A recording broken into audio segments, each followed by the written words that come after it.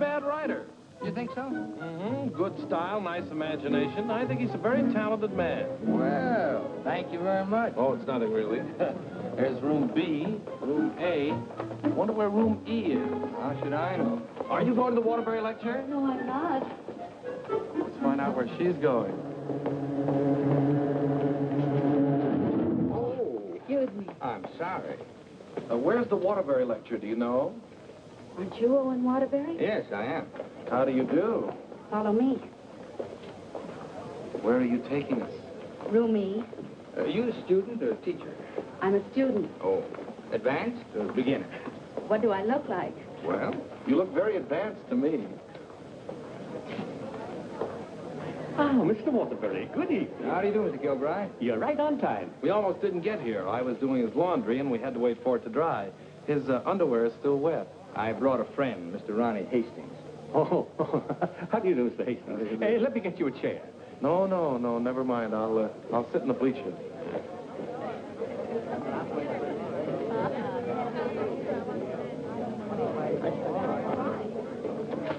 Hello.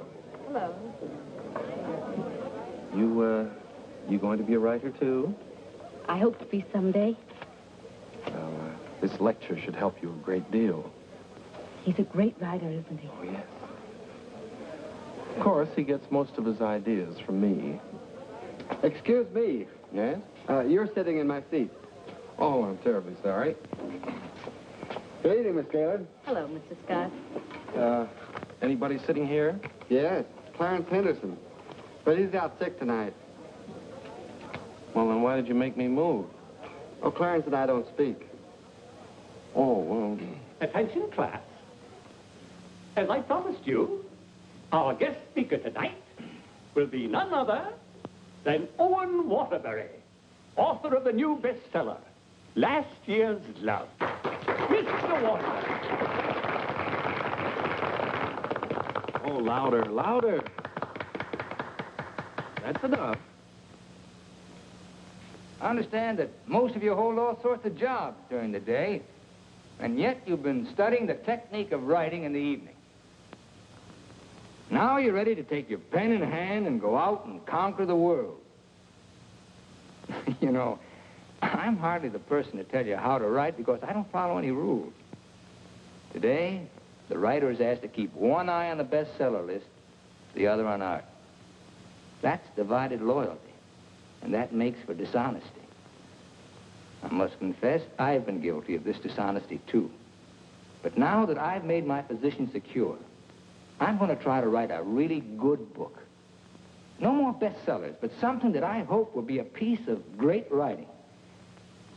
You know, good writing, fine writing, is here and here.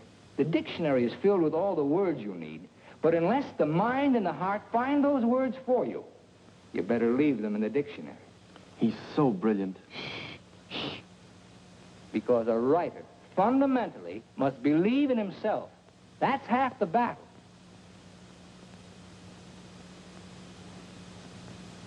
I'd like to interrupt my little talk for a moment to say that I'm going to be in a position to help somebody here in this class. Beginning tomorrow, I'm going to need a secretary. I've already placed the request with the University Placement Bureau, and man or woman, whoever qualifies, will get the job. That's very nice of you, Mr. Waterbury. Well, it's not a big job, but the surroundings will be wholesome. And you'll be able to serve your apprenticeship under someone who's already established. Well, so much for that. I remember when I wrote my first novel. Took a lot of work. I starved, lived in a little back room, all the while consoling myself that I was going to be another poet. So you're really going to work for Owen Waterbury? Well, I was offered the job by his personnel manager. I've heard a lot of weird stories about Owen Waterbury. Oh, you hear weird stories about any famous person. Why, last night his talk was actually inspiring. Steve, do you realize you've been here 5 years? Well, isn't that a little too long for anyone with my ambition? Where does Mr. Waterbury do his work? Well, his personnel manager said in his apartment. Apartment? Well, you can't expect a writer to work in an office, Mr. Harris. I want to write, and I think he can show me how. Who knows? After a year with him, I might even be autographing copies of my own book in one of your bookstores. By taking a course in Owen Waterbury. And getting paid for it at the same time. I'm going to miss you, Steve. Oh, no, you won't. After a week, you won't even know I've gone. Not true, but good luck anyway. Well, I could make a big speech, but I think you know how I feel about everything. You've been wonderful to me. I understand. Steve. Yes? Call me sometime, will you? We'd like to know how you're getting on. I'll call you tonight, after I get the job.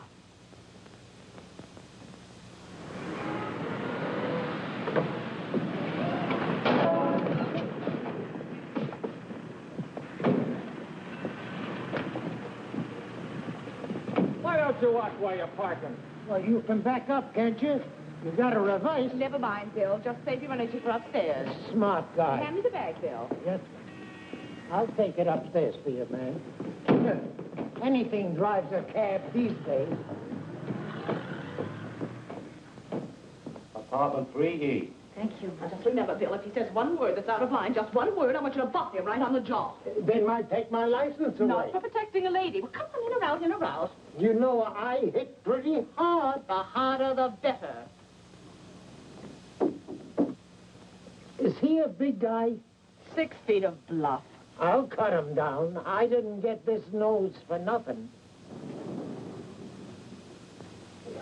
Are you sure he can fight? He's a writer. Writer? Fighter? Now, remember, if he just so much as opens his mouth... Don't worry, I'll shut it up. I got a bigger mouth than he's got. I've come for my things. And what's the objection? Evidently, he has none. Follow me, Bill. Now then, I want you to take all the things out of that drawer and put them into that bag. Yes, ma'am. No, not the drawer, just the thing.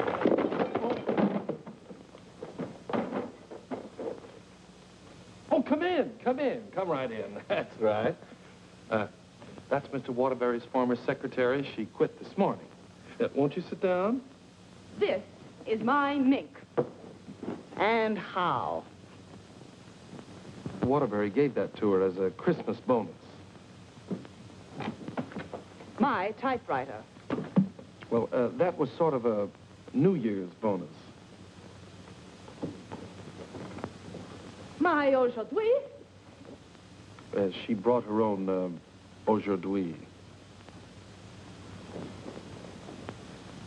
My pot. She cooked once in a while. My bourbon. She drank a little. My cigarette box. She smoked, too. My lipstick. Shall we adjourn to the library? Your frankfurters. Goodbye, Mr. Waterbury. Good thing you didn't open your mouth. Thank you. Come along, Bill. Don't bother with your inferiors. And now, miss, what can I do for you? This is your new secretary. Oh, yes, you're from the Kilbride School. Yes, I am. Say, look at that. She knocked over a bottle of ink all over the carpet, and it's going to be hard to get out, too. Oh, would you try cleaning it up, please, Mary? Not me. The landlady says I'm not to clean up any more messes. Just do my regular work and get out of here. Excuse me. Would you like some help? Oh, thank you very much. Say, you're going to work out fine. Here, Ronnie.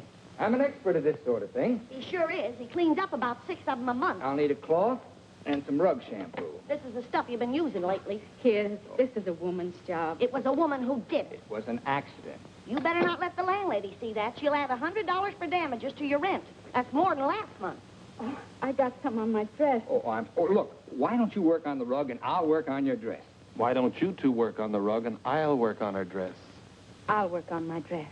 I'll work on the kitchen. Do you like hot dogs? Occasionally, yes. Fine, we'll have them for lunch. And for dinner, we'll have steak. Lunch? Dinner, what? I haven't even been interviewed yet. What's your name? Stephanie Gaylord. What do your friends call you? Steve. Oh, that settles it. I think she should be hired. How are you on shorthand? 120 words a minute. Do you do laundry? My own, generally. Well, you're going to have to learn to do silk shirts, 120 a minute. I'll do the cooking. And eating. Do you live here, too? No, I live next door. But he hasn't been there since July. That's because I have no kitchen. Well, we share our kitchen on a cooperative basis. He cooks and he eats. You know, Owen and I went to school together. I was in kindergarten, and he was in the 8th grade. Then I went to high school, and he was still in kindergarten. And then I studied piano and became a character in every Waterbury book. And what were you in last year's Love? I was the chorus girl who studied piano and was very bitter about the world. Where'd you work before? Who, me? I was secretary to Charles Harris. He owns the Harris bookstores all over the country. And how is Mr. Waterbury's latest novel doing? Second only to the Bible. Oh, well, he won't like that. You married, Steve? No, I'm not. Please, Ronnie, I'm not interested in whether or not Miss Gaylord is married. Oh, no. My biscuits are burning. I've had married secretaries before, and, well, their husbands were a little troublesome. They were murder. His working hours are very peculiar.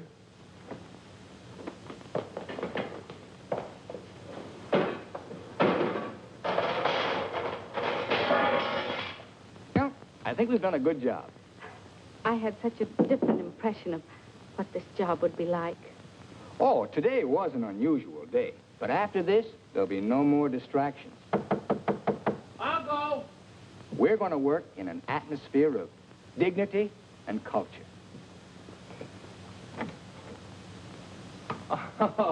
It's your bookmaker. Mary, that man's here again. I've heard you. How much do I owe this time? $11. Don't you give me no more of your tips. That horse will come in next time out. Next time I'll be dragging a load of ice. Well, what do we owe you? $278 for Owen and $1 for you. Excuse me.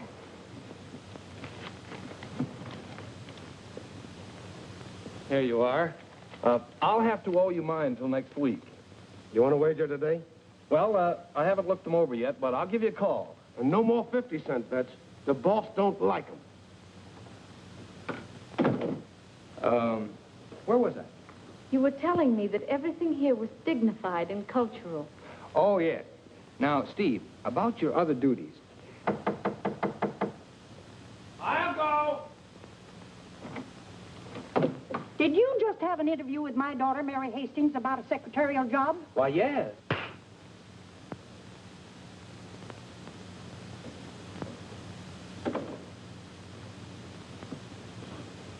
I have a message for you. Well, what's the message? Mr. Waterbury, I don't think I want this job. Well, why not? Well, when you spoke at class last evening, everything seemed so refreshing. And when I read your novels, they were filled with such quality and high purpose. And I'm afraid all that's spoiled now, so no harsh words, no hard feelings, just get somebody else. Well, if that's the way you feel, Miss Gaylord. Are you walking out on Owen Waterbury? Don't beg the girl to work for me, Ronnie. Just call the agency and get another girl. Now, you know you don't mean that. We both like this one. Are you going to let me out of here, or do I have to call the police? They're here already. I came for the rent. Mrs. Reeves, I just mailed you a check this morning. Oh, you always do that, knowing full well that I only live downstairs. Any damage this month? Oh, it's been a very, very uneventful month. Oh, the carpet again. Mercy!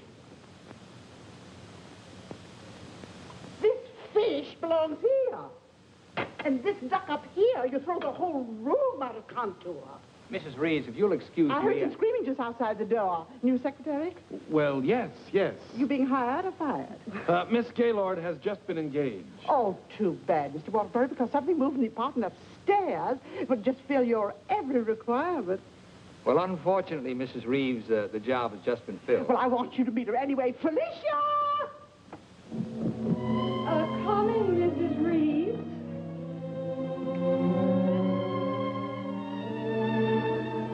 Felicia Adams. I want you to meet the famous Owen Waterbury. How do you do? Him.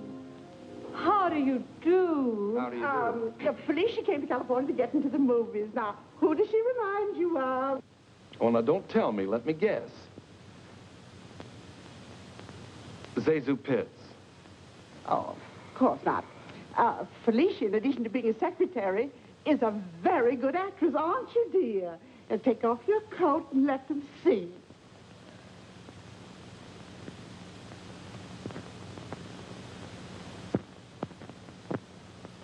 She's got a lot of talent there. I thought you'd think so. I was a model back in Texas, but I came out here for a career. Daddy's financing me. A friend of yours? No, my father. Perhaps Felicia could play the heroine in your next novel when it's made into a movie. She could do that. What's the heroine like? It's a girl from the South. Why, I'm from the South. How perfectly coincidental. She's trying to hook a rich man. She's insincere and a moron. Well, what's worrying you? Well, I'm not so worried about being insincere, but as for being a moron... Oh, now, don't worry about that. You could act like a moron, couldn't you, dear? I could try. Oh, I'm going to dramatic school. Maybe they can teach me to be a moron. If you studied hard enough, yes. It'd take a lot of work. Look, Mrs. Reeves, I haven't even started my novel yet, and it doesn't look as if I'm going to if I'm continually interrupted. Well, we'll leave and let you work. Oh, Ronnie, I'm having a party for 50 guests tonight, and I'm expecting you to entertain for us at 9. Is it informal, or shall I bathe? If you don't care to entertain at my parties, pay your rent. Well, I'm off to the horse show. You haven't got a chance.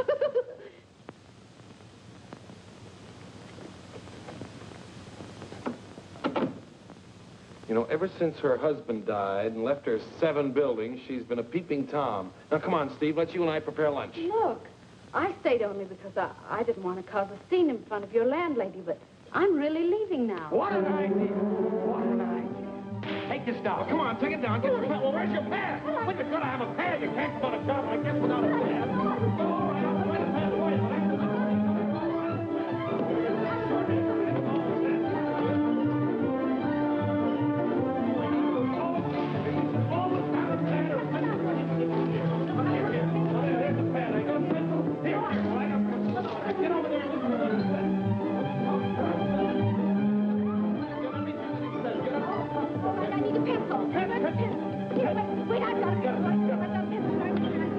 Call this notes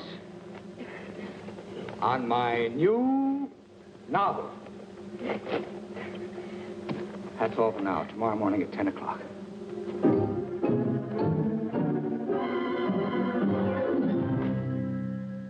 He's incubating. He's incubating at last. Come along. Is he always starting new novels? Yes, always. I remember on last year's Love, I was baking a cake.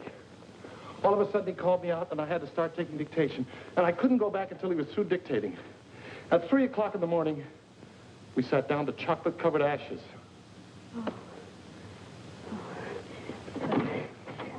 Well, I'll see you at 10 o'clock in the morning.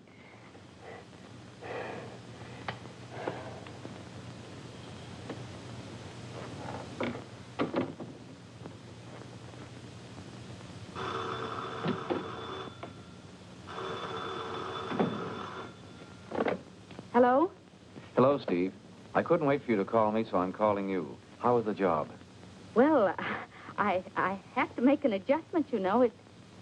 It's such an unusual kind of a job. I can imagine. He started his novel today. Oh? Interesting story? Well, he didn't get very far into it, but I'm sure it's going to be wonderful. He seemed so excited about it. Look, Steve, let's have dinner one night this week. Well, I'll call you the first night I have free.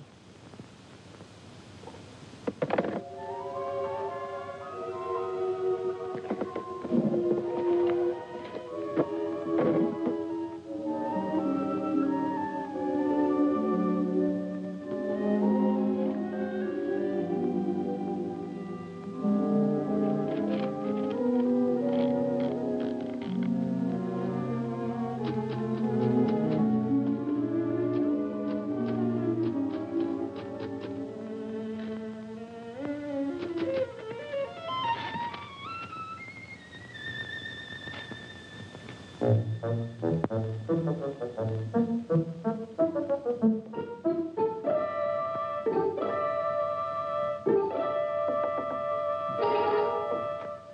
morning. Good morning. Well, you're bright and early this morning. It's 10 o'clock.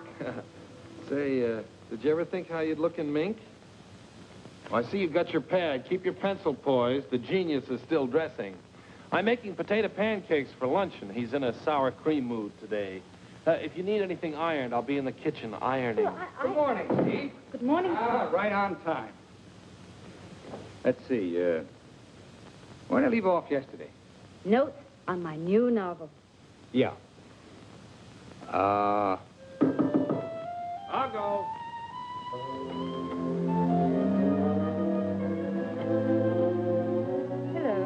Hello. Hello. Hello. Hello. Hello. Hello. Hello. Now, where did I leave off? Notes on my new novel. Oh, yeah. Make that notes on my new novel by Owen Waterbury. That's good. Oh, that's real good. Don't you think that's good? Oh, I like that. Chapter 1, General Introduction of Characters. Chapter 2. Well, I'll do Chapter 2 tomorrow. Chapter a day? That's swell. You sure you're not tired? Miss Gaylord, you stay here and answer the telephone. I'm going to the beach for some salt air. Well, be sure you don't bring any home with you. Right, boy. Let's drive someplace nice, like Santa Barbara. Well, honey, anything you say.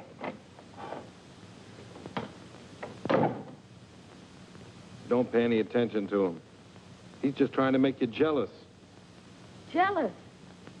Well, what makes you think I'm even interested in him? You know, for a secretary who's just been given the day off, you're awfully annoyed. Annoyed? Of course I'm annoyed. I just don't want to sit here doing nothing. I came here to work. I came here to do nothing, and now I'm working. Look, if you get paid for idleness, grab it, you fool. There goes another one.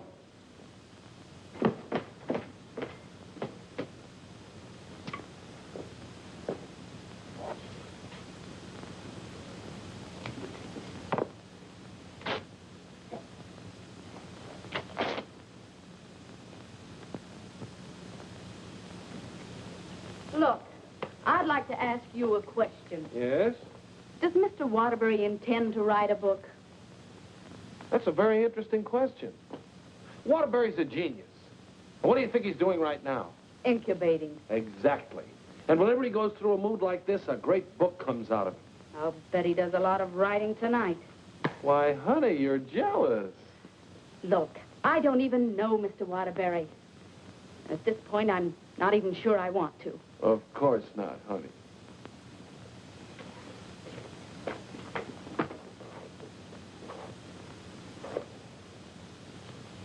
Say, can you tell me what I'm doing wrong? Everything. Here, let me have it. How can you get so many wrinkles in it?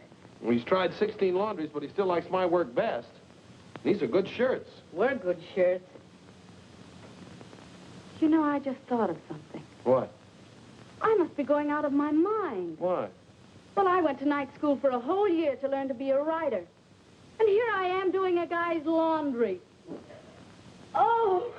It's not done yet.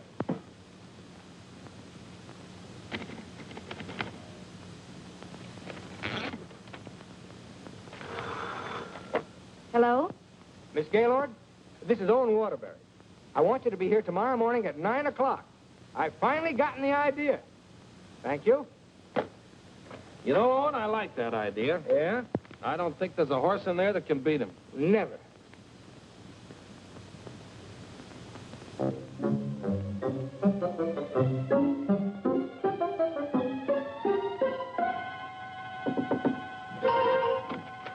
Morning. Morning. Oh, leave your coat on, Steve. The taxi will be here in just a minute. Got a fare for her? Well, she can use mine. Where are we going? To the races. The race. Haven't you ever been? I've never in my life. Swell. Always lucky the first time. Come on. But what about that idea you had last... Oh, back and wait till after the third race. Look, I got a horse in here. Look, Mr. Waterbury, I don't think I ought to go along. Say, are you complaining about being paid to go to the races? Come on!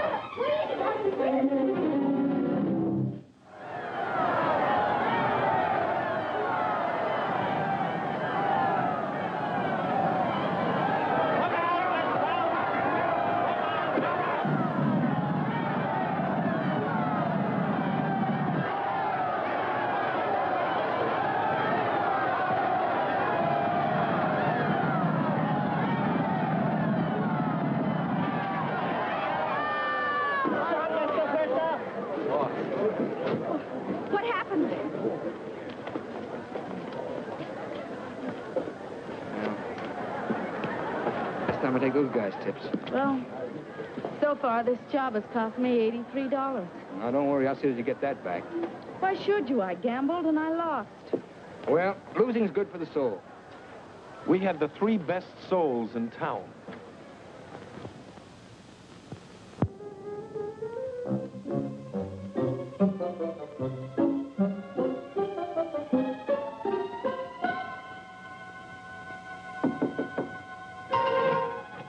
Good morning. Morning. Well, leave your coat on, Steve. The plane leaves in 35 minutes. Plane? Where are you going? Las Vegas and get back the $83. Las Vegas? I can't go to Las Vegas with you. Well, are you objecting to being paid while working? Paid? I don't think I can afford to work for you much longer, Mr. Waterbury. Oh, Steve, it only takes an hour and a half to fly. If you catch the evening plane back, you're home in time for dinner. With tons of money. No, I won't go. I just won't go. No, please put me down.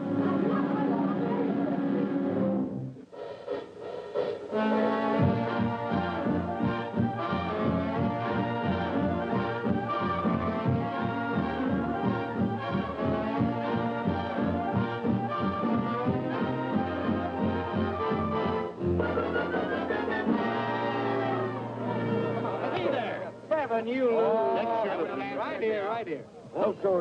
No dollar bets here. When do you think you're on? Los Angeles? Hit the road. Hit the road. Baby, here we go. Come on. For the easy way. What is your point? For the hard way. Hard way, 4. Hard way, 4. Baby, here it comes. There she is. 4. 7, you lose. 7, you lose. Standing on my right again, huh? When are we leaving, Mr. Waterbury? Leaving, I'm stuck 3,000. But you said we'd catch the midnight plane. There'll be another plane at 2, darling. Next shooter, please. Grab the right shooter. Come on, let's go. I thought working for a writer was going to be so uplifting. Perhaps you lose. Perhaps you lose. See what you did?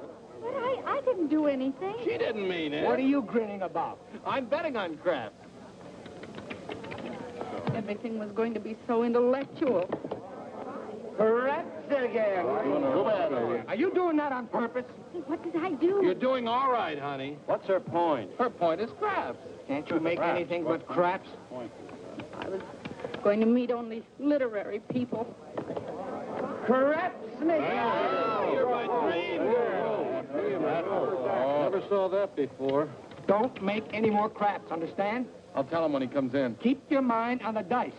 Put this all on 7. She's bound to make this time for one. You know, I'm writing a novel too, Mr. Waterbury. It'll be a honey. A 2 and a 1. Correct. 4 straight. Get out of here. Not goodness. What's wrong? Keep your mind on the dice when you roll them. How dare you speak to me like that? Just for that, you roll your own dice. Craps again. Baby, darling, Rich. Come on, bring it in. Over here. Come on, lad. Money. Gaylord. Steve, where are you going? I'm going home, and I never want to see you again. You're a fraud, Mr. Waterbury, a cheap, egotistical fraud, and your whole existence is something I want no part of. I'm sorry I even met you because you've spoiled something for me. You've spoiled my impression of Owen Waterbury, the writer. Steve, look, you can't go home alone. I'll take you home. Steve, please sit down, will you? I want to talk to you, please. Steve, honestly, this gambling, it's an insidious thing. It changes a person. I'm really terribly sorry. Well, then why don't you put a stop to all of this and get down to work? I guess I'm afraid. Afraid of what? I'm afraid I'm not the great writer I started out to be. Instead, I'm just a commercial hack. Oh, no, you're not. Didn't you see how everyone at the university treated you with awe and respect? Why don't you write another love story? I'd be going backwards. Backwards? Stick to your last. You know the story of the clown who always wanted to play Hamlet? If you keep telling yourself you're a failure, you'll be one. If I try another love story, will you work for me? If you work, I'll work for you. Thank you. I'm poor again. I just switched to 7s.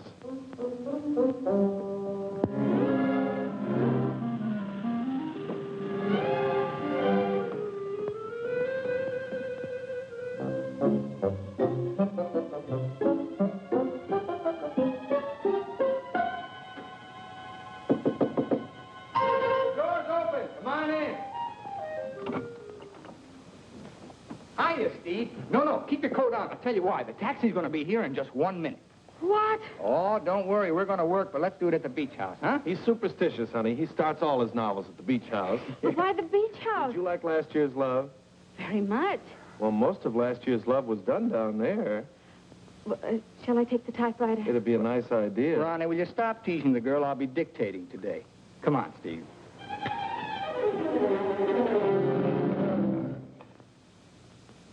I'll dictate this in outline form, and then I'll polish it up later. Yes, Mr. Waterbury. This is the story of a successful novelist who began to die, morally and spiritually, until a girl came into his life. And then the whole world seemed changed. He'd seen her one night while delivering a lecture to a short story class. There were so many faces looming up in front of him, but he saw only one, hers. Wistful, delicate, exquisitely beautiful.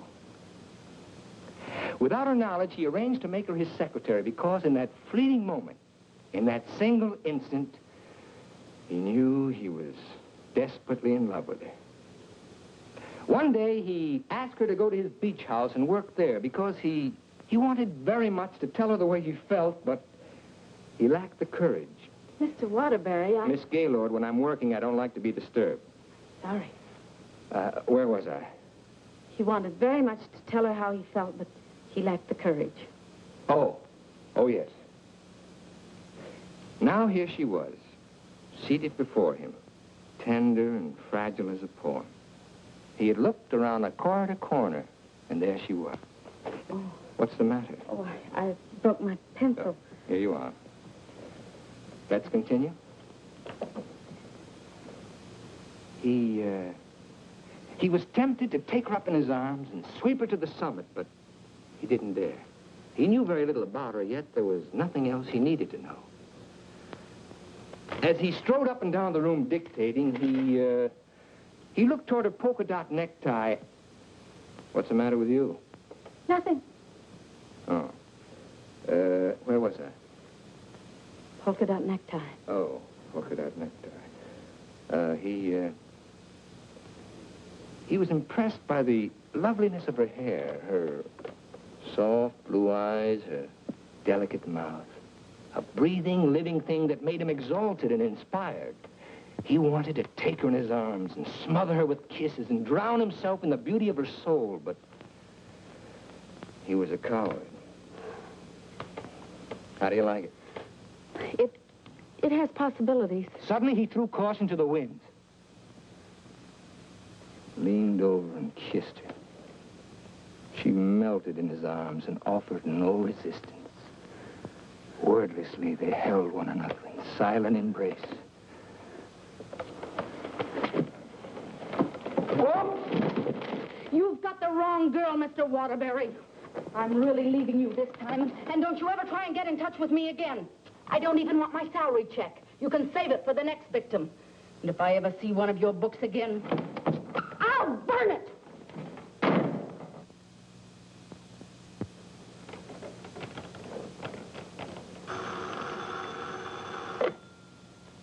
Hello. Oh, hello, son. I just thought I'd call you and let you know I made dinner for the three of us. And ask Steve if she likes popovers. Steve's just quit. Yeah. I'm dictating a harmless little scene. Suddenly she takes offense, slams me on the couch with a hammerlock, and walks out. Is she insane? Well, I'll call the agency and get them to send over another girl. I better get one who likes broiled chicken, because that's what we have for dinner. Don't call anybody. I'm not going to go to work for a long time.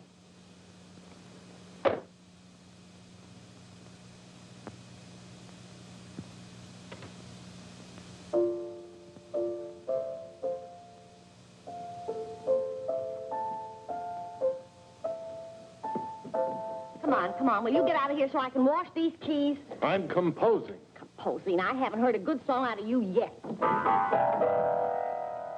That's it. Give me that again. Thank you very much. What are you calling that thing? I got a cold in my nose. Come on, sing it. Oh, Mr. Ronnie, Oh, don't be silly. I just want to hear the quality. Sniff, sniff, here's a handkerchief.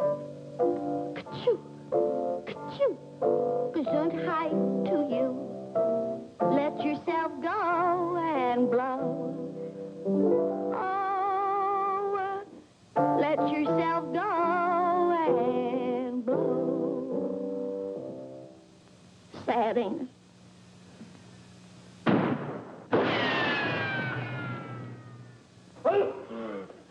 I have to have some water. Some water. Water in the kitchen. Well, I can't go in there. The place is on fire. Here, this will do it. Oh.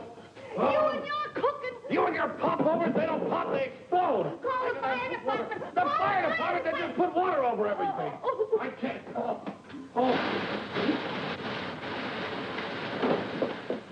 I'm going to tell a landlady on you. Oh, I'm going to tell a landlady on you. No. Well, I'm not going to clean up this mess. All right, just for that, you won't get a piece of pie. What's in that garbage can? Pie? 30 misses out of 31 tries.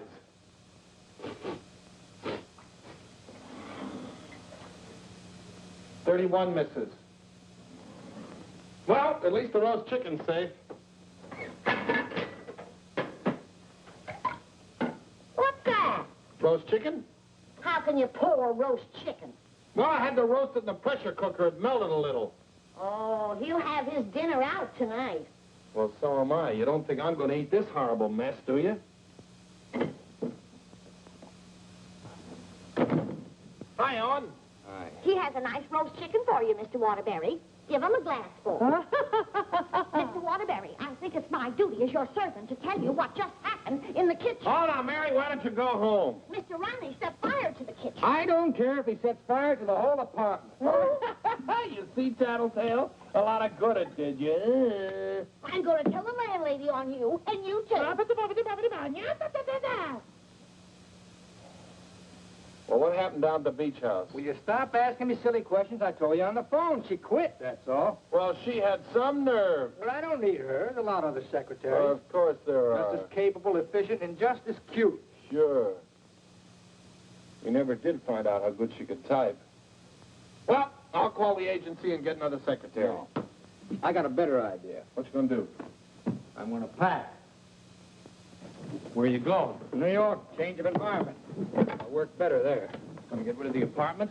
Yep. Well, what's gonna happen to me? What should happen to you? That's a very unfair question. Boy, I'm not going to let a little thing like a secretary throw me off balance. Never in a million years. I got a life to live, too. Wonderful, beautiful, exciting life. I got a book inside me, a great book, full of intensity and scope. Boy, you know something, Ronnie? I'm glad this happened. I'm down to earth now. What happened? Well, you can still use it. Elsie called. She's, sorry she quit in a huff, and she apologized for the cab driver. See? That's what Steve will be doing tomorrow. Calling and apologizing, but I won't be here. Say, what am I running away for anyway?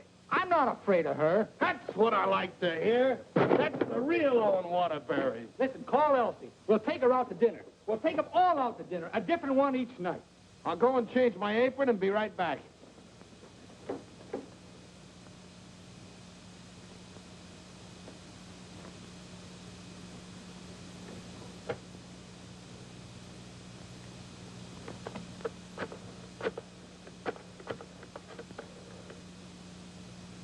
Bryan Detective Agency? This is Owen Waterbury. Yeah. Look, I want you to shadow a girl for me. Stephanie Gaylord. Now, let's all try to have a good time tonight, okay? I'm willing. Are you, Ronnie? I'm willing. Good evening, Mr. Waterbury. Hello, Francois. Here, why here? I like it here. You've always hated the Ridgely room. He's joking. I'm not joking. You've always hated it, hasn't he, Elsie? I thought so. I've always hated it. Mr. Waterbury, there's a gentleman here to see you. Gentlemen? Oh, yes.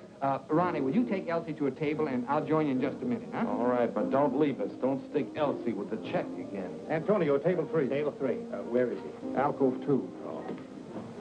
Good evening. Is that the gentleman? Yes, sir. Hello. Did you send me that message? Yes. Bryan Detective Agency. Devon is the name. Well, how'd you find her so fast? That's my job. There she is, right over there, with a man. Who's the man? I don't know. Do you want me to find out? Of course I do. All right, I'll start shadowing both him and her. I want you to find out everything you can about her. I think she's in love with him. She your wife? No, my secretary. I get you. Look, I want nobody to know about this. Don't worry. The way I operate, even you won't know about it. Can you check a pass for me? It'll be expensive. Well, why? The unknown quantity. We've just finished checking on a girl. Took us a year to get her pass caught up with her present. Do a good job. I will. Take care of my check. Beth? Yes, give me a pack, please.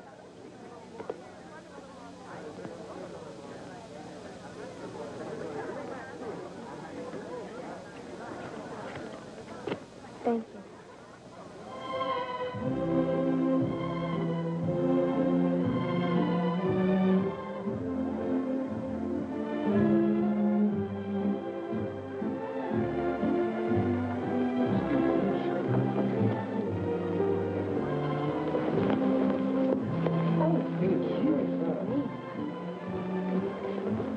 Oh, excuse...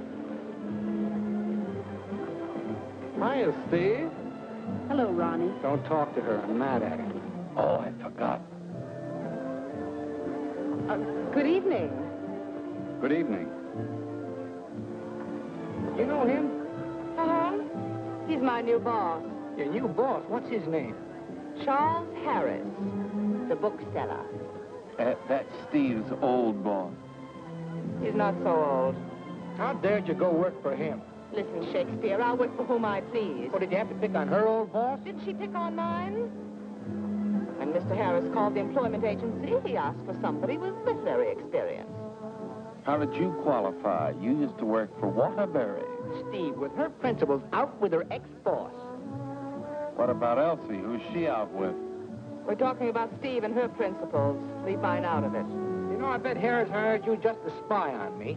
Well, you're not very complimentary. I happen to be an excellent secretary. When did you learn to type, dear? Has he been questioning you about me? Only the normal questions about my experience. You didn't talk, did you? Ronnie, will you stop looking at everything as one big, long laugh? Oh, I've got a laugh for you, lover boy. What? They're going to be married. They're what? They're going to be married. Where are you going? I'm going to talk to her. Your order, please. A broiled chicken. Yours? Well, I'll have a glass full, too. Hello. Good evening. Mr. Harris, Mr. Waterbury. Well, congratulations. I just heard the good news. What good news? How about you marrying Stephanie? May I dance with the bride? That's entirely up to her, isn't it? May I? Thank you. Not at all. So she decided to get married to the wrong guy. Are we going to dance, or are you going to dictate a novel? Oh, now why should a nice, intelligent girl like you marry a man she doesn't even love? For your information, I'm not marrying anyone. Oh, well, now I respect you. You respect all girls who decide not to get married. Going back to work for him? Is this a quiz, or are we going to dance? Well, it could be both. Say, how would you like your old job back? Better terms? Not interested. I'll throw in a bonus. Marriage. Mr. Waterbury, you talk about marriage as though it was something cheap and vulgar. Who else but Owen Waterbury would invite you out for the evening and dance with another girl? I would. Say, why don't you pay him back and dance with Mr. Harris? I wouldn't think of dancing with my boss. This is me you're talking to, remember? Well, I mean, not until I'd worked for him. For a few days. Well, that's a nice sentiment. Steve, you're in my arms at last. I'm holding you at last. We're dancing. You may be dancing, but I'm holding you. Oh, like the tide, you go out, but you also come in. Owen Waterbury, you're the most maddening man I've ever met. Listen to me, Steve, I love you. Everything I dictated at the beach house I meant, but it was too much of a coward to say it out. I love you, Steve. Marry me. Take a chance. This is me, the author with beautiful words, but I'm stopped. All I can say is, I love you. Marry me. Your chicken, madame. And your chicken in the glass, sir.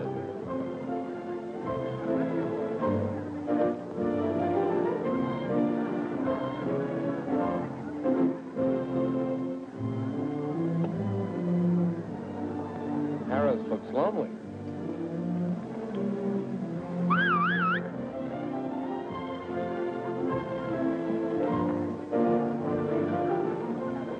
Mr. Harris, this is Ronnie Hastings. How do you do? Won't you sit down and have a glass of broiled chicken? Thank you. I think I will.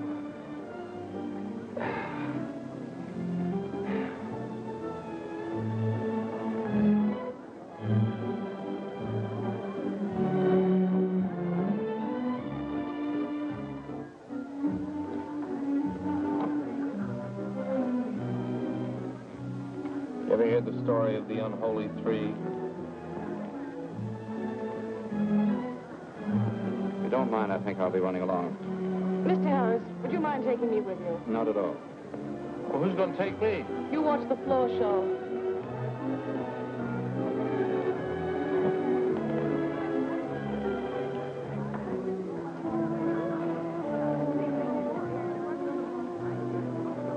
Want to dance? I'd love it.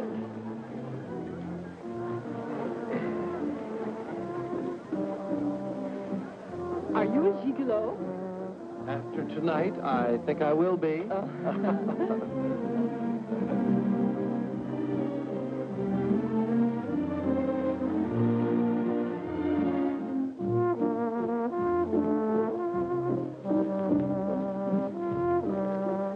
Isn't life strange?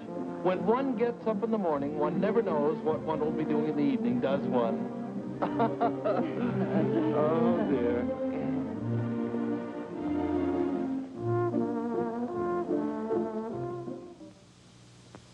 And in addition to the office supplies, please order one Remington electric typewriter for the outer office. Mr. Harris's office. Just a moment, please. Hello? Yes. What? When? Thank you. Goodbye.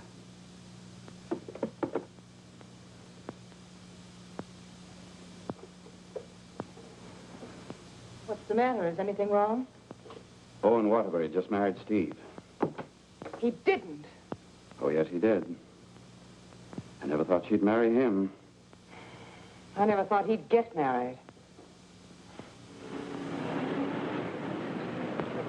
Well, here we are, honey. Welcome to Honeymoon Manor.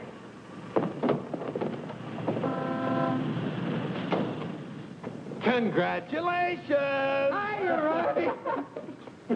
May I be the first to kiss the bride? Or am I the first? I'm not a very wide-awake bride. Honey, let's get some sleep, and then we'll go over to the beach house, huh? How long you been driving? 24 hours. Las Vegas and back. Oh. Hey, whose bags are these? Oh, those are Felicia's. As soon as I told her the news, she decided to move out. It's a good idea. Darling, this is quite a threshold. 3 stories up. Well, we can use the threshold upstairs. Oh, good idea. Hiya, Felicia. Congratulations. You did very well. She certainly did.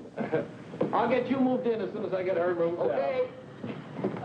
Why don't you try the building next door, dear? Driver, old lady's home. Whoop. Hello, Mary. Oh, I'm so happy for both of you. Well, thank you, Mary. Very sweet. Yes, darling. Hello, darling. Hello, dear. Votre bagage, madame et monsieur?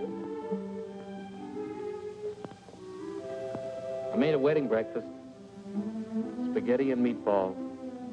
Look, Ronnie, I know you're trying to be helpful, but, well, this is our honeymoon, and, well, we'd like to be alone.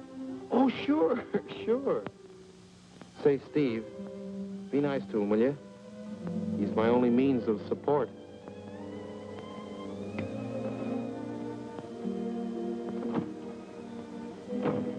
Darling, are you glad you married me? Oh, what a question to ask me now. Well, it was on the spur of the moment, and you do change your mind, so... Darling, I'll never change my mind about you. You're the first nice thing in my life. Could you tell me where is apartment 3E? Who are you looking for? Isn't that the business of the people in apartment 3E? It's the next apartment down the hall, sir.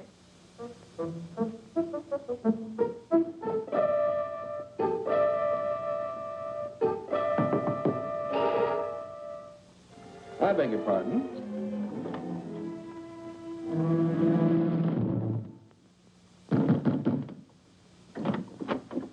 Yes, and what can I do for you? I have a message for Mr. Waterbury. Well, I'm afraid Mr. Waterbury can't be disturbed just now. He's a little busy. My name is Devaney. Will you tell him the woman he's interested in got married?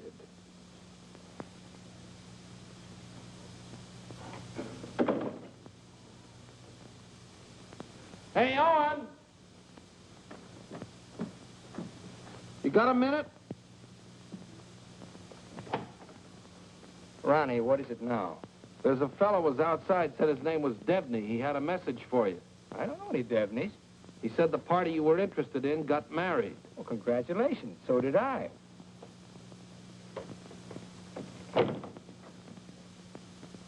Darling, whom were you interested in who got married? There's only one married girl I'm interested in.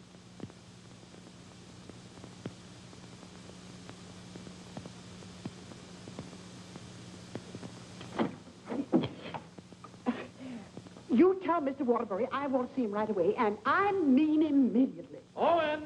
Horrible Hannah's here. We call you that affectionately here. Now what is it? Oh, excuse me. I didn't know your secretary was working late. They're married. Married? Well, as his wife, she might as well be in on this. Just what can I do for you, Mrs. Reed? I've come for the rent. But I paid you the rent on the first, Mrs. Reeves. I've had to make a new rule, Mr. Waterbury. I don't take bad checks. When'd you make that rule? Since you moved in. Darling, do you happen to have $485 in the bank? I think so. Well, could you write me out a check till I get this thing straightened out? I can't understand how my account got so low. That $6,000 for the crap game? Oh, yes. And the $2 for the marriage license? One has to live. Thank you, dear. Thank you, Mrs. Waterbury. I never thought I'd ever call anybody Mrs. Waterbury. Well, I'll just walk you down the hall. Oh, thank you, Ronnie. Is this any good? She's loaded. Well, I suppose an explanation is in order. You don't owe me an explanation. Oh, but darling, I want to explain. Oh, excuse me.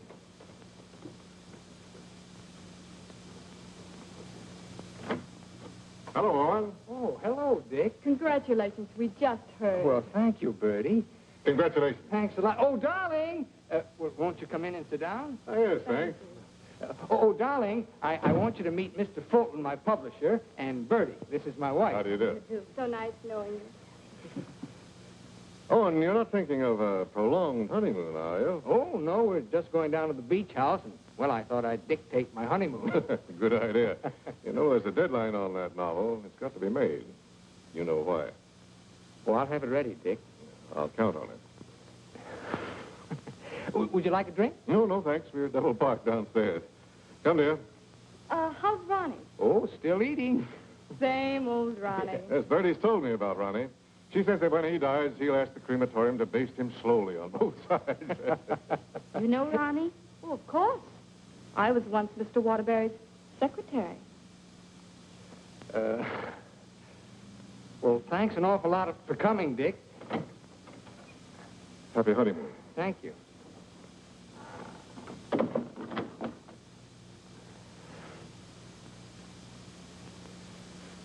Darling, why did Mr. Fulton look at you so accusingly?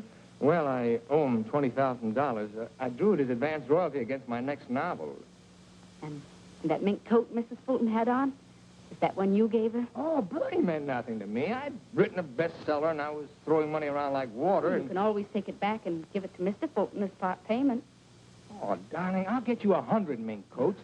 Darling, I don't think I can afford 100 mink coats. After all, paying your rent will keep me broke. Honey, did you marry me for my money? No, but I'm beginning to think you married me for mine. Look, darling, let's get out of here. We're never going to be alone here. Honey, I know a perfect little mountain cabin away from publishers and landladies. And secretaries? Well, except you. And I'm going to work. I promise you. I promise you.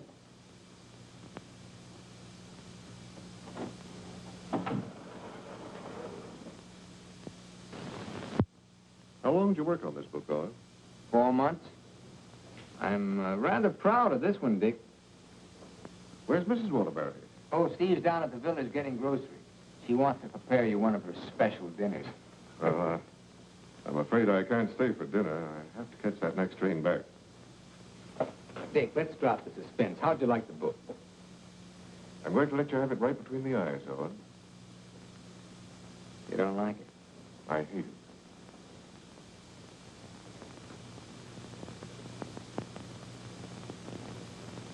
It's just about the worst piece of drivel I ever read. If I were to publish this, Owen, it would ruin you. Fortunately, I found another book to use in its place. What's the matter with me, Dick? Am I through? Of course not. Every top-flight novelist has a bad book in him. But how am I going to pay you back your money? Well, don't worry about that. I'm sorry, Owen. Darling, I got some of that wonderful venison. Why, hello, Mr. Fulton. It's so nice seeing you again. Miss Waterbury? Do you like venison? Well, I'm afraid I can't stay. Well, why not? I've got some very important business in town. Well, I'm very sorry. I was going to fix you one of my special dishes. Oh, I'm sorry. Well, some other time. Goodbye, Mrs. Waterbury. Goodbye, Mr. Fulton. Goodbye, Owen. Goodbye, Dick.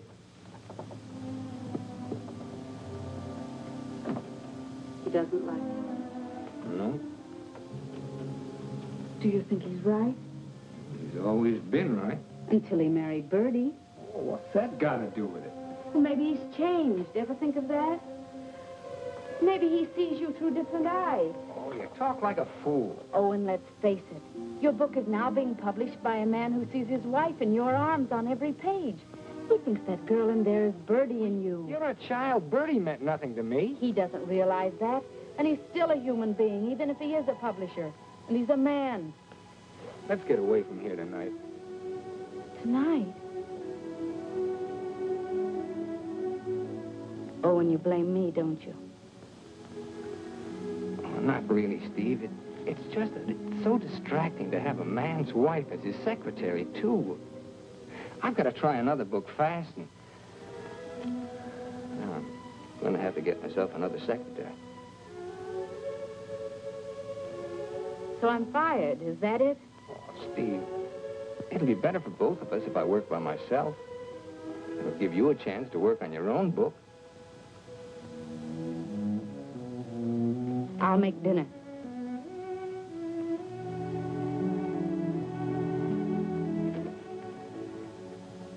Owen, I finished my book. Oh, you did? Well, I'd like to read it.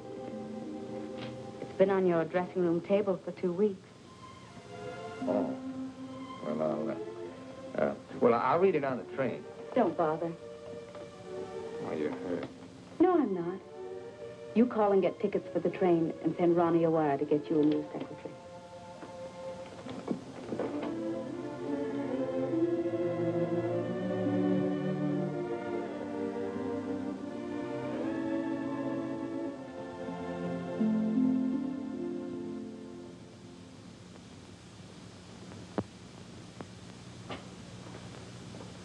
Oh, hello, Mrs. Waterbury. Hello, Elsie. Mr. Harris told me you phoned in from the station. Did you have a nice honeymoon? Very nice, thank you. It must be lovely up at the cabin this time of the year. Yes, it is. A Waterbury original? His last. Steve. Hello, Charles. Sit down, won't you? Thank you. Oh, you're looking fine, fine. Well, 4 months of the outdoor life. None the worse for it. Charles, I want you to do me a favor. This is Owen's latest book. Fulton doesn't like it. I want you to read it and let me know what you think about it. I'll try to be as objective as possible. You will be, I know. And I have another manuscript for you. Mine. You finished it? Yes, it was a long uphill pull.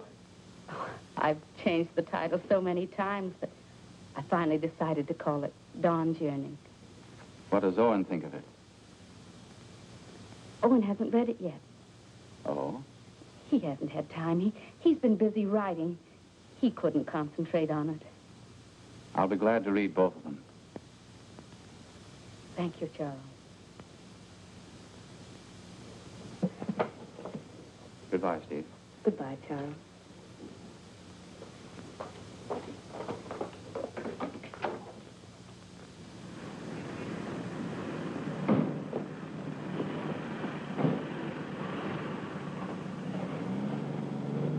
I was on the 3rd floor, but I can't find the Waterbury apartment. Well, here's Mrs. Waterbury.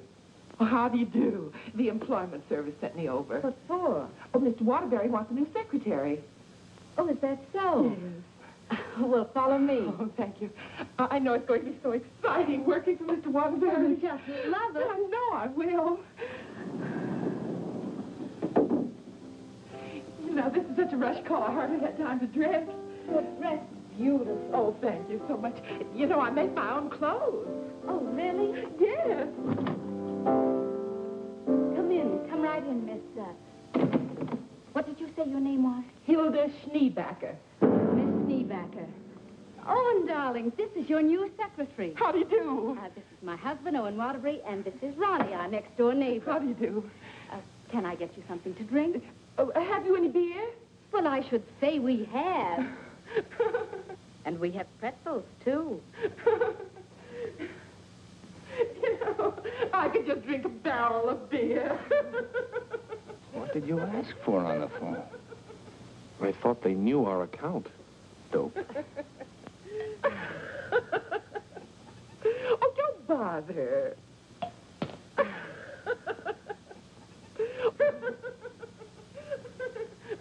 Why don't you bring your beer over here where we can be more comfortable? Oh, do you do laundry, Miss Schneebacher? Just shirts and socks. I don't like to do sheets. Well, sit down, please.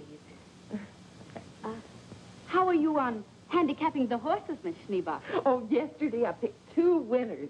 Played them both right on the schnozola. Oh, and I think she's enchanting. What size coat do you wear? Do you have to wear a coat on the job? Oh, Mr. Waterbury likes to give all his employees mink coats for Christmas. Oh, I wish I'd known that. I could have saved the skunk's life. I wonder who she means. I'm going to love this job. You're all so nuts.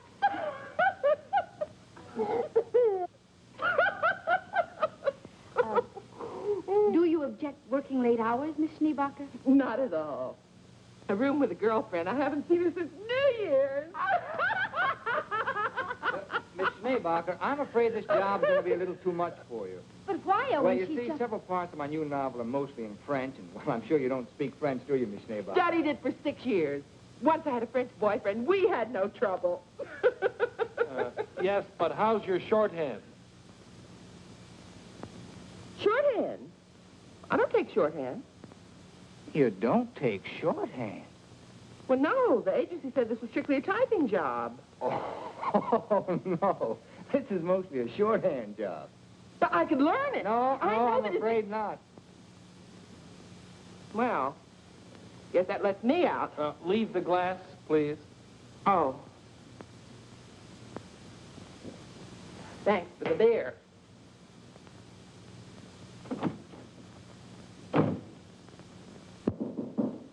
That must be the next one. The next one? I told the agency to keep sending them until we said when.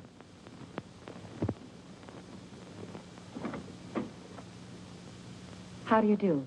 Is this apartment 3E? Yes, it is. Does a Mr. Owen Waterbury live here? Yes, he does. I'm Owen Waterbury. Oh, Mr. Waterbury, the agency sent me. Dawn O'Malley. That's right. Won't you come in, Miss O'Malley? Thank you. Won't you sit down, Miss O'Malley? Thank you. Oh, this is my wife. How do you do? How do you do? You take shorthand, of course. Yes, 120 words a minute. Oh. Do you speak French, Miss O'Malley? Mon mère, elle était française. Et mon père aussi. Vous avez raison, elle n'est pas peur pour le travail. Dites-moi, Mademoiselle O'Malley. Are you married by any chance? Yes, I am. But the divorce comes final next week. I see. When would you like me to begin? You have begun. Oh, thank you. Steve, shall we prepare lunch and leave them alone? I think they'd like to get to work. All right.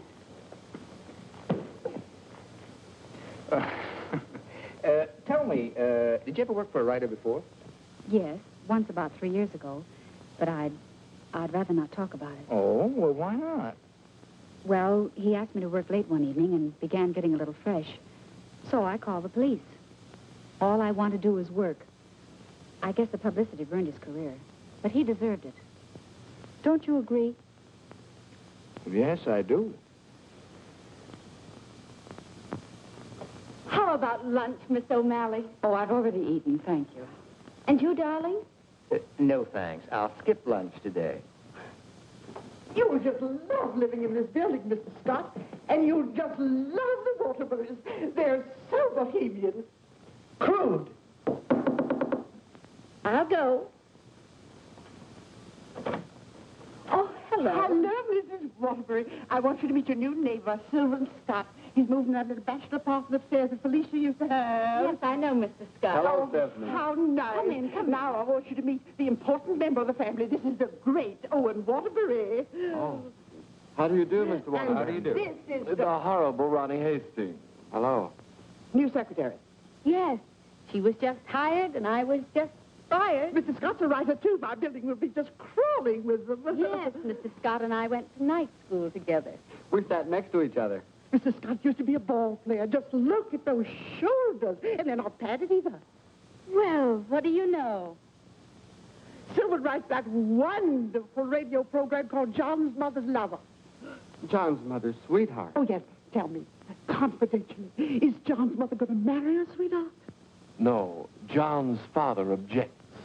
John has no father. Oh, poor John. Sylvan, you'd better rush upstairs and start to work on that radio program. You mustn't neglect John. Well, I'm in a little trouble. You see, my secretary just got married. Oh, what on earth are you going to do? I don't know. I could help you, Sylvan. You, Stephanie? Yes, you see, I was Mr. Waterbury's secretary before he married me. That's right. You were. The marriage was a bonus. Mm-hmm. Oh, when could we begin?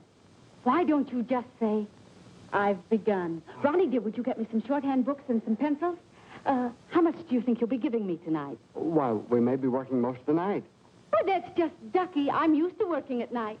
Goodbye, darling. Don't work too hard. I won't. Come on. Oh, thank you, Ronnie. Bye. Well, I seem to have fixed everything up. You certainly have. Well, I guess I'll run along. Must you go? I was just poisoning the tea. Oh, Ronnie, you're such a kidder.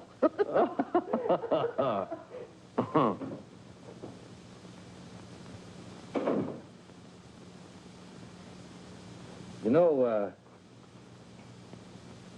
you're going to really like it here, honey child. Watch your hands. I don't tolerate familiarity from anybody, and I mean anybody. I once ruined a man's career, and don't you forget it. Miss O'Malley, you may have the day off. Why don't you make it a year? But I haven't even begun yet. Oh, that's all right. You get paid just the same. Oh, well, all right. What time tomorrow? Oh, any old time. Suit yourself. But I don't understand. Well, how about noon? All right. Thank you.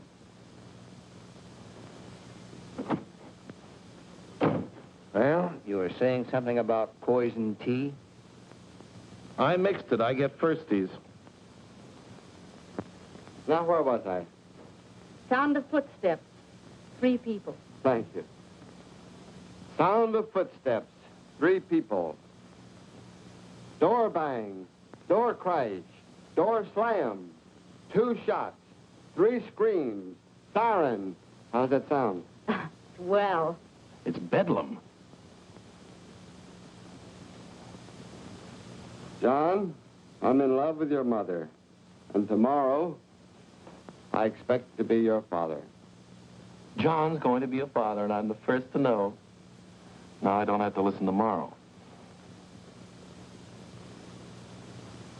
But, Father, I'm older than you are.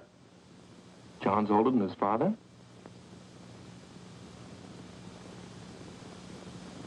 What happened? That's what I'd like to know. I don't know. But don't you worry, Miss Waterbury. I'm not going to do anything.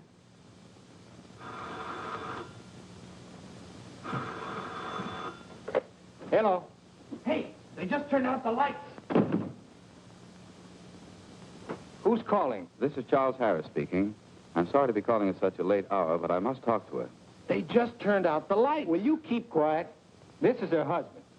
No, she's out for the evening. She's right upstairs. And I don't know when she'll be back.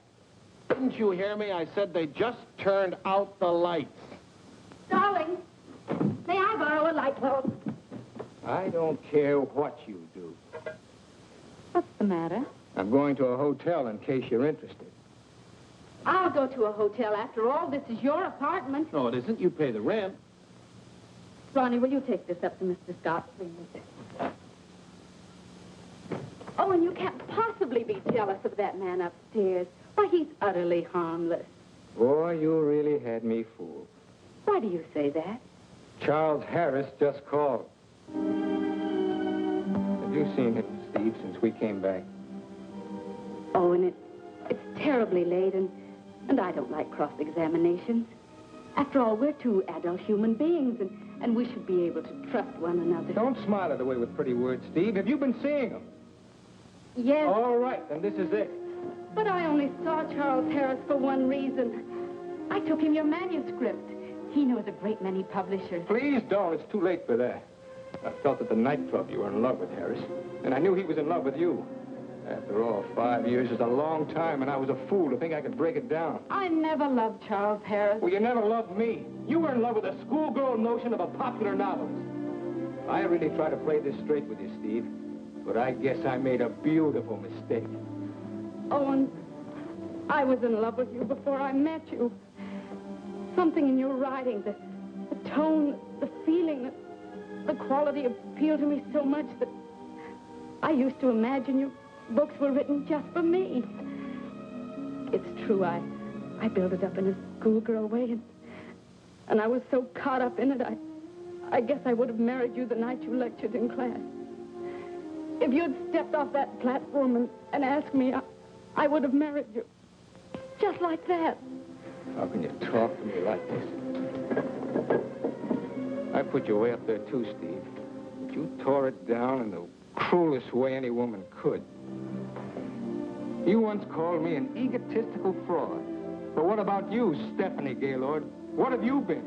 Go ahead, phone him. He's waiting for you. Owen!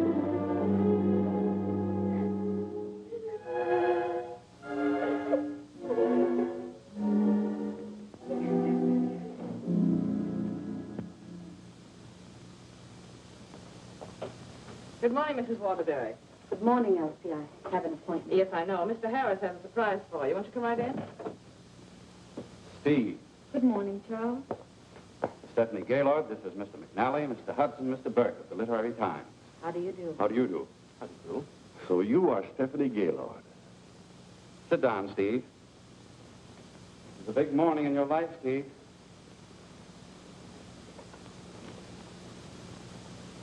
Mr. McNally is head of the publishing house in New York. He flew down this morning. That's why I called you so late last night. We've read your book, Miss Gaylord. How long have you worked on it? About 5 years.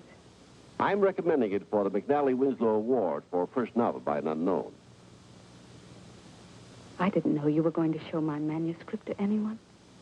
I couldn't do anything else after reading it. But don't you see what this will do to Owen? What has Owen got to do with it?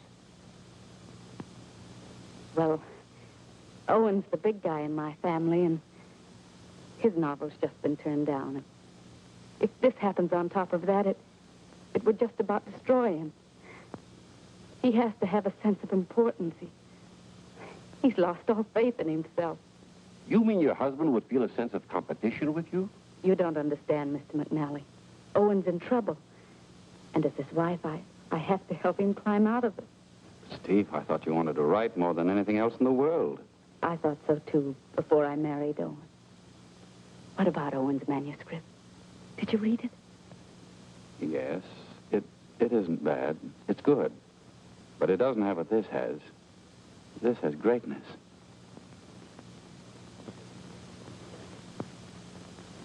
Thank you very much, gentlemen. Steve, please sit down. I want to talk to you.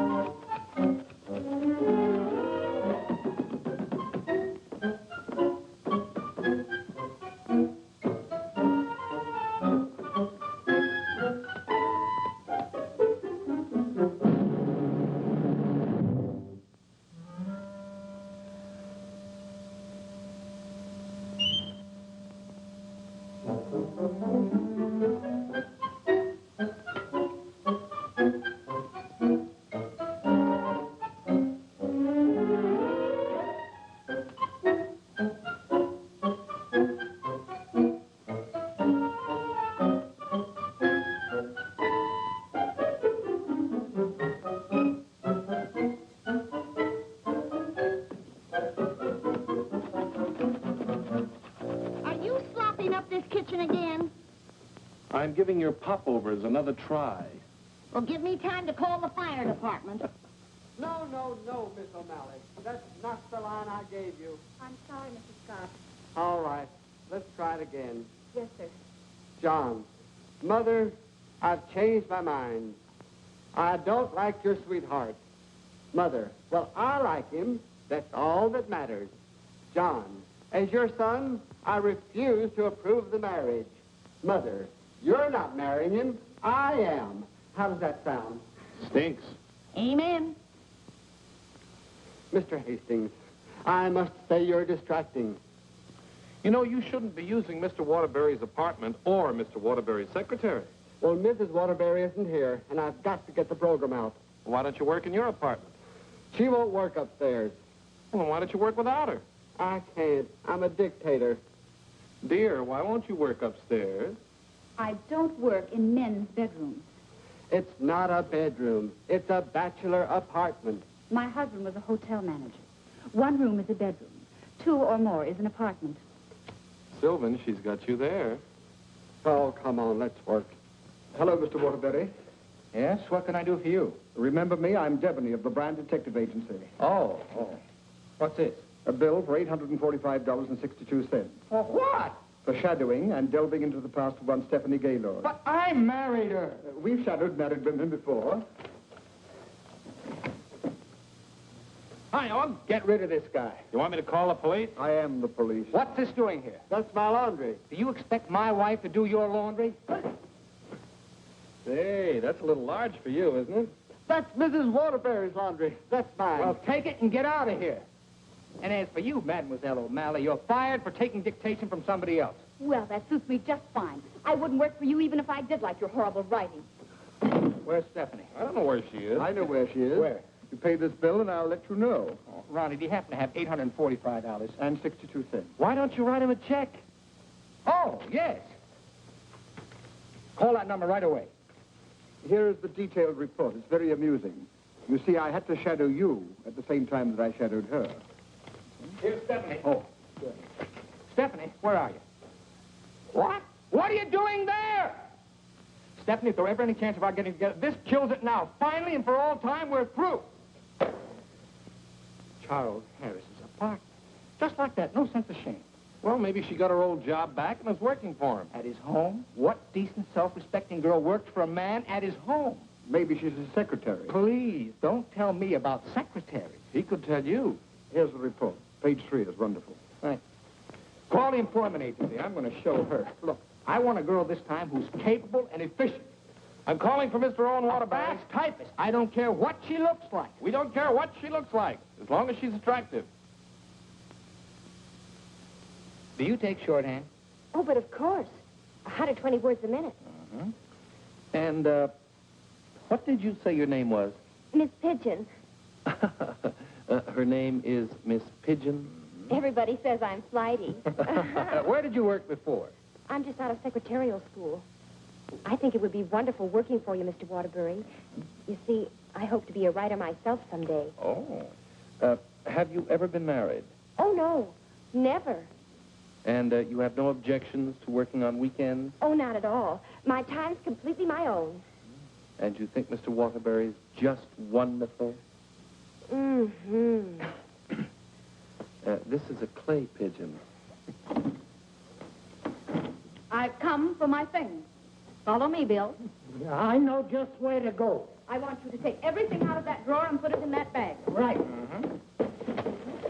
I knew you'd come back. But it's only for a moment. Where's the mink coat? I didn't get a mink coat. Come into the bedroom, Bill. What's the matter? Short of minks? Say, haven't you been here before? Sure. I came with the other one. I got a cab stand downstairs now.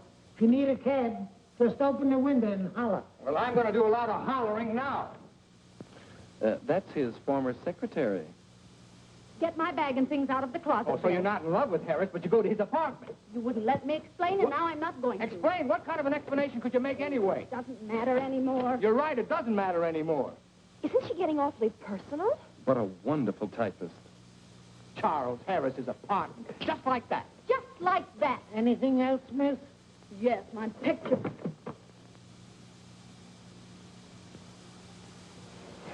If I were a man, If you were a man, I'd ask you to step outside.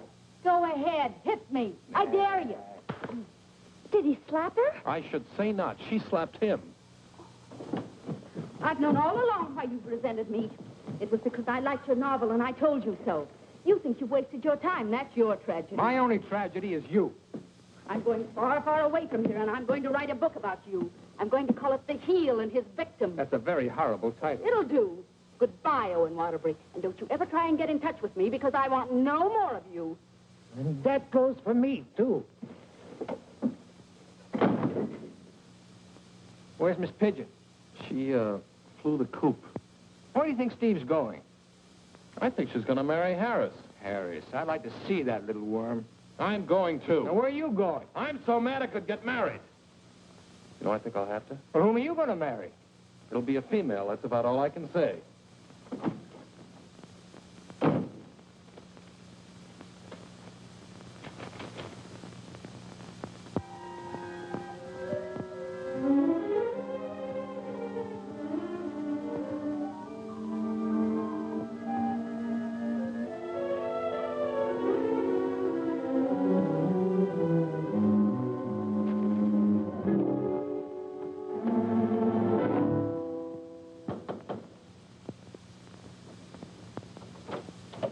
I'd like to see Mr. Harris. Your name? Owen Waterbury. Excuse me, sir. And excuse me. I didn't mean to disturb you and my secretary. Your former secretary. Oh, I didn't know you were in the middle of dictation. Your sarcasm is quite uncalled for. Of course, I don't have to tell you what I think of a man who behaves this way with a secretary. You keep out of this, Elsie. Look, Charles and I are going to be married. Congratulations. What? Just where does that leave my wife? How do you suppose she's going to feel about this? She's in love with you, you know. You never deserved as fine a girl as Stephanie anyway. You know, Harris, I've always wanted to tell you that I really think you're a crude person. Your motives are very obvious. You've given me a lot of grief ever since I married Stephanie, and I came up here to tan your hide. So put up your hands and defend yourself like a man. Oh, you can't nobody's hide. Oh, listen to me, you fool. Why do you think Stephanie came up here in the first place? Because she wrote a novel and Harris wanted to have it published. But she didn't want that. She was afraid it would hurt your vanity and wreck your marriage. She wanted him to help you instead. Oh, look, I've read your last book, the one Fulton turned down. It's grand, it's exciting, it's wonderful. Fulton's wrong. He's just jealous because of Bertie, and it's all your own fault, Mr. Great Guy. You know, someday Stephanie's going to be a better writer than you are. That's my opinion, and you've always valued it.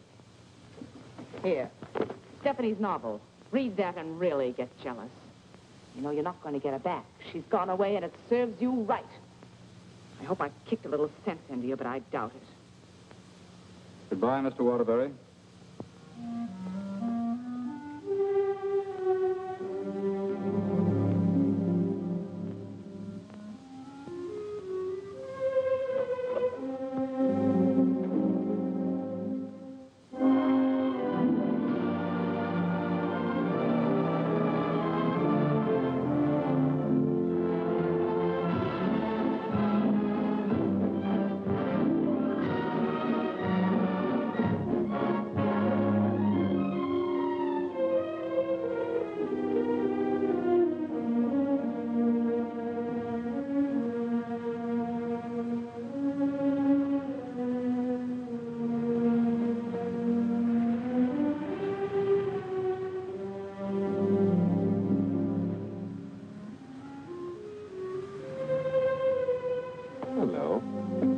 Waterbury? Yes? I've got to serve you with these papers. What for? Suit for divorce from Mrs. Waterbury. Thanks.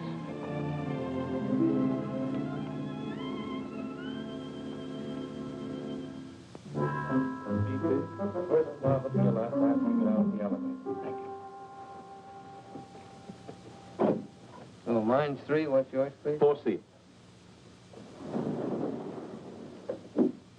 Isn't that Sylvan Scott's apartment? Oh, is it? I didn't know who lived there, but I'm his new secretary. I see.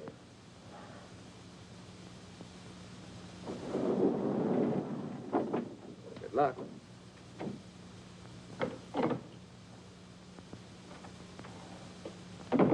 Hello, Mr. Waterbury. Hello, Mary.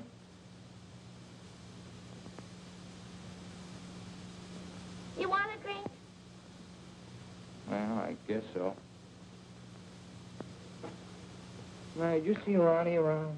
Well, I haven't seen Mr. Ronnie in about 3 days. But I heard Telly got married. Married? See, that's funny. He didn't even invite me to the wedding ceremony. Me neither. Ronnie gets married. I'm getting a divorce. Did you know that, Mary? Mrs. Waterbury's divorcing me. I sure was sorry to hear that, Mr. Waterbury. She was an awful nice person. So was you. At times. Thank you, Mary. Well, I see Scott's hiring a new male secretary. Well, Mr. Scott doesn't live in this building anymore. He moved out yesterday. Oh. Well, who moved in up there? Mrs. Waterbury. Yes, she's a big writer now. Well, of all the nerve, I'll fix her. She can't do this to me.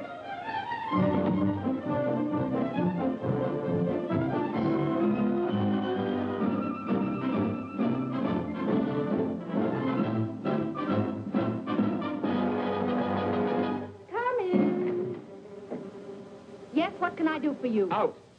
I said get out. But I don't understand. Don't you listen to him. This is my wife. You're his wife? I'm trying very desperately not to be. Didn't you get the divorce papers today? You're still my wife until the final decree, and that takes a whole year. Are you still here? I said get out. Mr. Simpson, you come back here tomorrow morning at 9 o'clock. You'll come back here never. If I find you here again, I'll throw you out on your ear. Hiring male secretaries right under my nose. Right over your nose, dear. And don't be cute at a time like this. Why'd you take this apartment anyway? Because it was the only one I could find, and Mrs. Reeves was kind enough to let me have it. Oh, sure, sure. I thought you'd think I was chasing you, Owen Waterbury. But my living here need cause us no embarrassment. We can be friends, meet in the hallway, and exchange polite little hellos. I exchanged polite little hellos with your friend Harris recently. Elsie was there. You told me all about your book. Well, you didn't want to have it published because of what it might do to me. That's silly. I mean, do you think I look upon you as a competitor? Don't you think I can compete with you, Mr. Waterbury? I read your book last night. Kept me up most of the night. You want to know something? Yes. You're better than I am. But don't tell anybody because I'll deny it. Now, you listen to me, Mr. Owen Waterbury. I'm a human being, too, and I have certain rights and privileges. I had an idea for a book, and you made me lose a very good secretary. Well, look, why don't you dictate it to me? You? Sure, I can take shorthand. Owen Waterbury. Look, you want to know a secret? What? I'm a better secretary than you are. Oh. All right, prove it. Get the shorthand book and pencil. Okay. And I don't want to hear another word about our personal problems until I get this down. Let's call this Notes on My New Novel by Stephanie Gaylord. This will be the story of a girl who became secretary to a very egotistical man who thought he knew everything there was to know about writing. Oh, now, wait a minute, Please, please, you're interrupting my train of thought. He was attractive. In an ugly sort of way. Thanks a million. Will you please stop interrupting me? But he was filled with childish frustrations and complexes which She, in her silly way, tried to cure. Now, wait a minute, Steve. I'm not going to sit here and take down this... Listen, this is my new book. Until she suddenly discovered he didn't need a wife. He needed a psychiatrist. A psychiatrist? That does it. Now I'm insane, am I? Okay. But if you publish that book, I'll sue you. You just go ahead and sue me if you think I'm afraid. Hello. You know, this book sounds very interesting, but there's one thing I've got to know. Did she love him? Well, of course she loved him. She loved him deeply, devotedly, desperately. Then why didn't you say so? I've come for the rent. Ronnie is your new landlord. Oh, no, that vase belongs up there. And this belongs here. And this belongs here. Oh, Ronnie, do!